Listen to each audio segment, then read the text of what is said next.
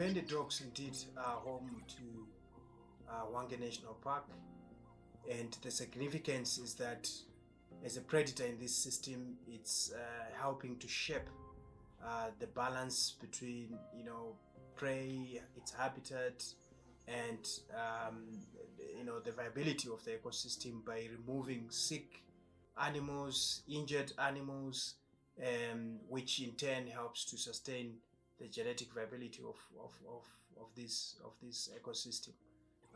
As you might know, predators help to keep prey on the move, and the impact that prey would have on certain types of vegetation will be different because of the movements that they will be forced to do because there's predators around. So panda dogs play that part as well.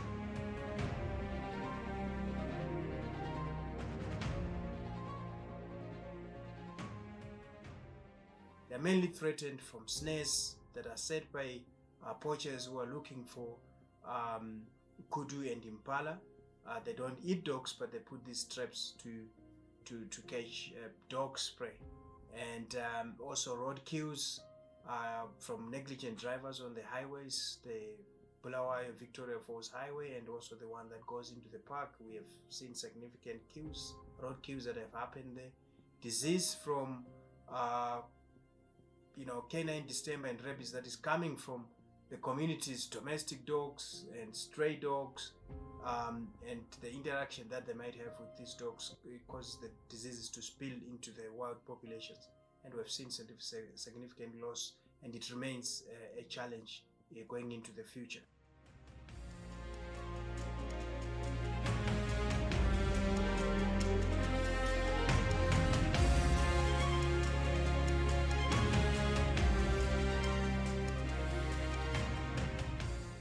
In our efforts to protect the panda dogs, poaching has come up being a significant threat, and also human-wildlife conflict. Sometimes dogs moving into communities, and quickly we realized just us humans, without the help of technology, it will be difficult to cover every ground every time. So that's why we deploy these new technologies that have significantly helped us. I mean, we are looking at the use of GPS tracking systems. This could be on the dogs themselves. We put GPS collars on dogs. That helps us to identify where, or to see where the dogs are at any significant time. The technology is quite developed. It has its own challenges. Sometimes you get what we call downloads, maybe later because of loss of battery life, or it has not been charged well, and then you get these downloads quite late after the effect has happened. It might be human-wildlife conflict, but on most of the times we are able to track and see where the dogs are. And that helps us to prevent the human-wildlife conflict, and also at the same time to make sure that we can deploy our anti-poaching teams and they can remove snares in these areas so that the dogs are safe. That's the use of GPS.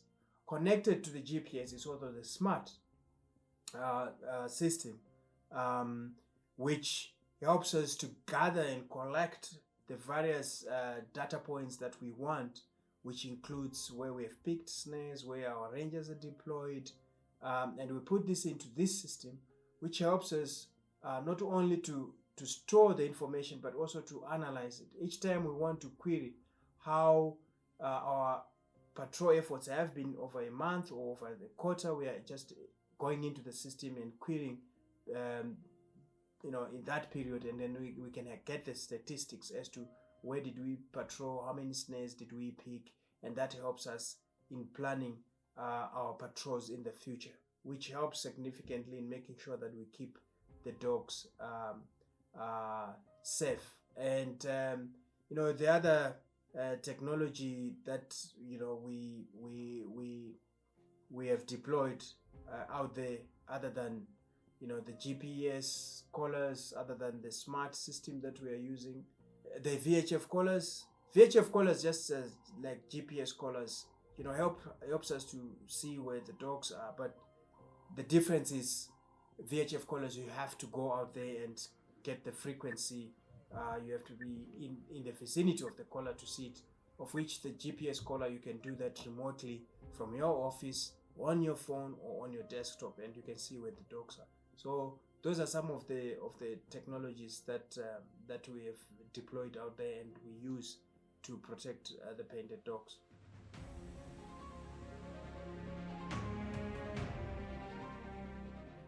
The fact that we can see through GPS technology where the dogs are relative to where people are, it means we can get the dogs out of communities in good enough time before they take their goats or they take their sheep.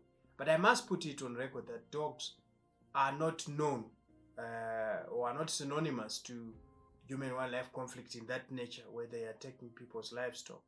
Other predators are known for that, but dogs rarely get to do that kind of damage. But definitely you don't want them around your goats or your sheep. Occasionally it happens. So we are there, we have that technology to help us in making sure that if it happens, it doesn't get to an extent where people lose their livelihoods.